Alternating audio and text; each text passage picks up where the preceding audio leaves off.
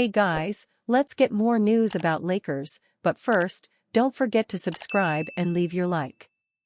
Phil Handy shares heartfelt farewell message after 5 years with Lakers. In a heartfelt Instagram post, beloved assistant coach Phil Handy of the Los Angeles Lakers announced his departure from the team after 5 unforgettable seasons. Handy played a pivotal role in helping LeBron James and the Lakers win the 2020 NBA championship. He will be missed, but also in high demand. The Lakers and tributes go, well, hand in hand lately.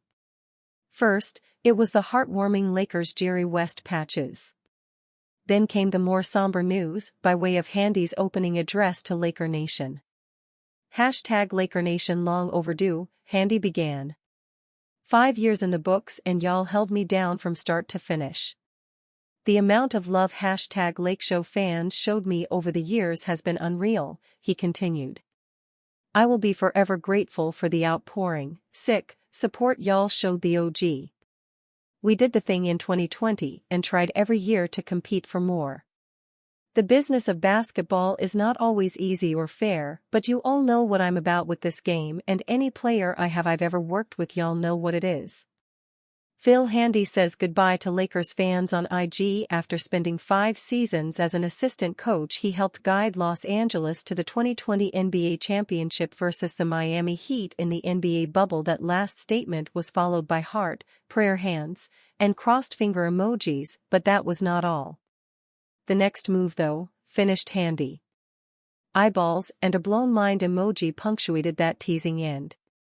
Handy joined the Lakers in 2019, bringing with him a wealth of experience and a reputation for player development. He became a beloved figure over the years among players and fans alike, having also won titles in 2016, Cleveland Cavaliers, and 2019, Toronto Raptors. Known for his dedication, expertise, and ability to connect with athletes on a personal level, Handy eventually got the vote of approval from LeBron James and Anthony Davis. Handy's departure comes after a season of ups and downs for the Lakers. Fans did not take this news well.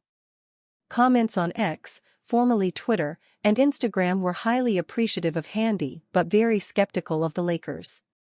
Handy's steady hand was valued by everyone with an interest in the team. George Hill, Buddy Hield, rehabbing Lakers forward Jared Vanderbilt, Matt Barnes, and ESPN's Rachel Nichols were just a handful of players and media personalities in the comments. One of the best in the business, posted Barnes. Basketball fans have got you, always, said Nichols. Amazing coach in person. It might not take fans long to hear about Handy's next venture. He is doing training camps in Colorado soon and has been spotted working with Kyrie Irving throughout the first week of September.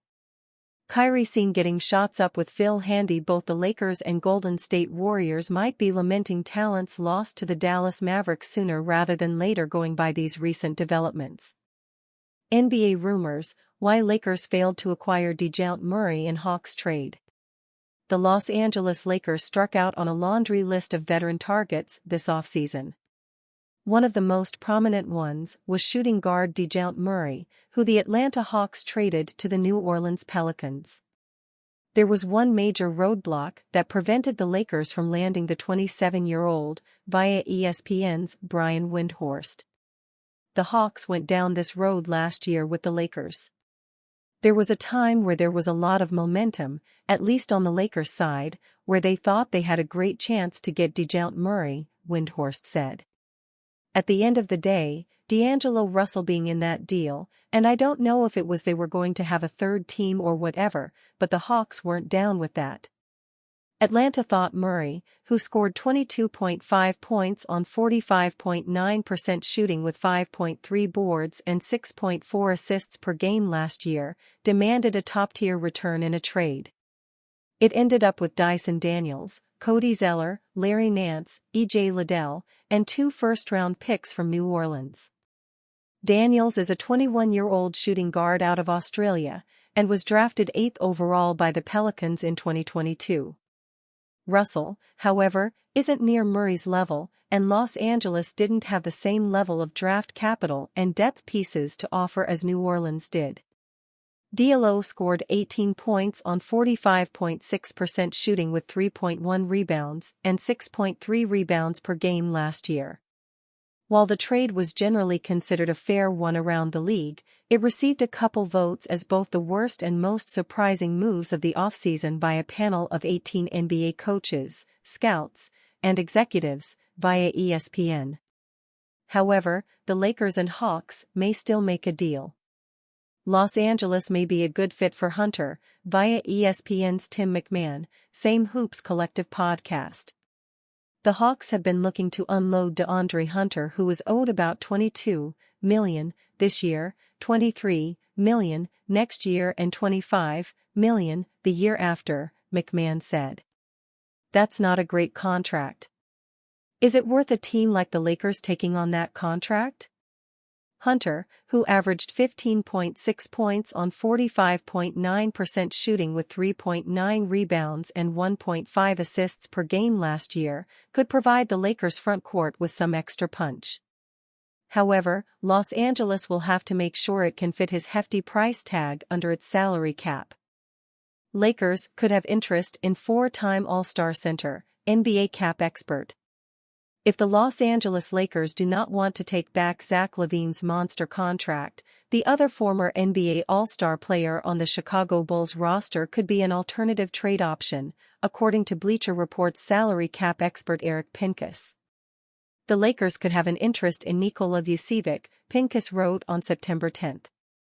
The 33-year-old Montenegrin center has 2 more seasons left on his 3-year, $60 million deal compared to LaVine's $137 million over the next 3 seasons.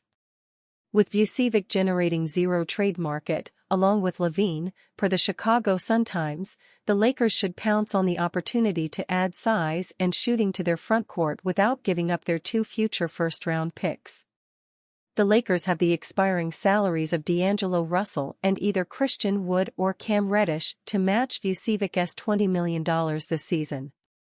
While Vucevic is not the bruising type of big man Lakers rookie coach J.J. Redick wanted, the veteran center can space the floor and slide Anthony Davis to his preferred power forward position. Vucevic's three-point shooting dipped last season, but he recently told Substack's NBA insider Mark Stein that he's worked more with former Phoenix Suns assistant coach Nenad Trajkovic to correct his outside shot. The Bulls' 2-time All-Star center shot just 29.4% from deep last season, his lowest since the 2015-16 season. I worked on it a lot over the summer, trying to see if there was something as far as my mechanics that I didn't do well, or what was going on from that standpoint, Vucevic told Stein. I think there's some things that I could have done better, so I worked on it, a lot of reps as always. I'm sure at some point last year I was also overthinking shots, and so, shots that I would normally make, when you start thinking too much you start missing those as well. Vucevic attributed last season's shooting woes to a mix of things and overthinking.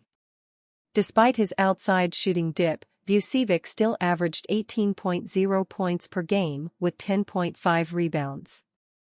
Over the summer it went well and hopefully it continues to go well, Vucevic told Stein.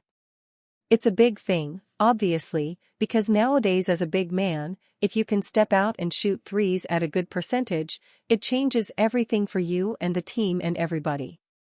So it's definitely something I want to make sure I improve. Vucevic shot 40% from deep in his final year in Orlando and 38.8% during his first season with the Bulls in 2020-21. Redick made it known he wants a big bruising man next to Davis to slide him to his preferred power forward position.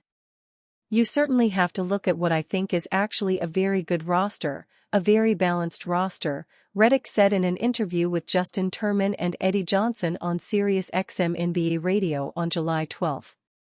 We'd love to, we tried, but we'd love to, at some point, get another 5-man, a big bruising 5-man.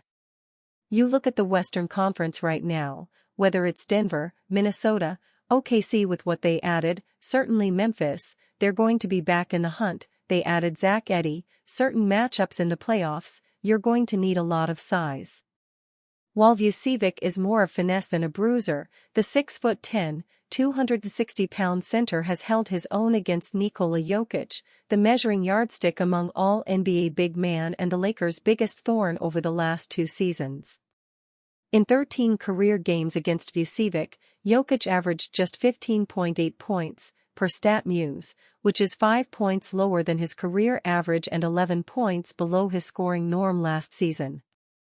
And you fan? What do you think of the situation of Nikola Vucevic? Leave your opinion in the comments.